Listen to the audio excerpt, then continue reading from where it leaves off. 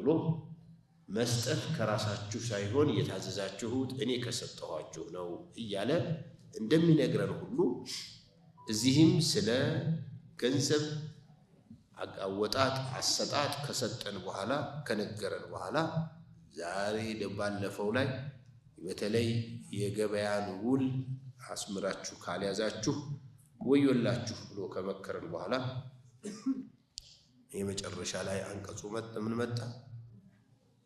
ሊላሂ ማ ፊ ሰማዋቲ ወማ ፊ አልአርድ።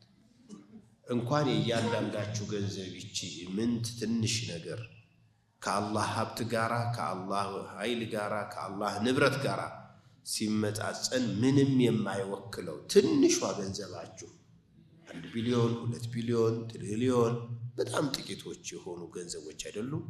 በሰማይና በምድር ያለው ሁሉ የኔ እኮ ነው አለ አላህ። ሊላሂ ማ ፊ ሰማዋቲ ወማ ፊ አልአርድ።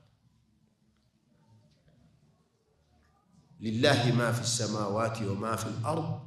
ከዚህ ውጭ ተነስቶ ከዚህ አመልጣለሁ ማ ፊ ሰማዋቲ ወማ ፊ አልአርድ ውጭ የሚወጣ ንብረት አለ? ማዕድኑም ማ ፊ ሰማዋቲ ወማ ፊ አልአርድ ነው ያለው። እርሻውም አዝርዕቱም ማ ፊ ሰማዋቲ ወማ ፊ አልአርድ ነው ያለው። ብሮችም ወርቆችም እነዚህ ዶላሮችም ሪያሎችም ጁናይሆችም ዩሮዎችም ሁሉም እዚህ ውስጥ ነው ያለው። እኔ ደግሞ የእነዚህ ሁሉ ንጉስ ነኝ። ሊላህ ነው የሚለው ደግሞ የኔ ነው ንብረትነቱ። አንተ ያስከውም የኔ ንብረት ነው ማለቱ ነው። አላህ ሊላሂ ማ ፊ ሰማዋቲ ወማ ፊ አልአርድ። አላህ ሱብሓነሁ ወተዓላ የፈለገውን መሸጥ መለወጥ የፈለገውን መግዛት መሸጥ የሚችል ማንም የለም እኔ ባልኩት ህግ ውጭ እንጂ ማለት ነው። ጥፋቶች ከጠፉ ወንጀሎች ከተፈጸሙ አላህን የሚያስቆጡ ነገሮች ከተሰሩ የመማር የመቅጣት የኔ መብት ነው ብሎ አላህ ያግፊሩ ሊመን የሻ።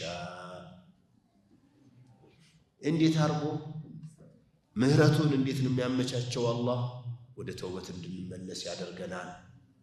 የሚያስምሩ ነገሮችን እንድንፈጽም ይረዳናል። ይስር ለናል አስባብ ሰበቦችን አላህ ያገራልና አላህ ጋር የሚያስታርቁ ነገሮችን እንድንሰራ ያመቻችልንና ይመረናል።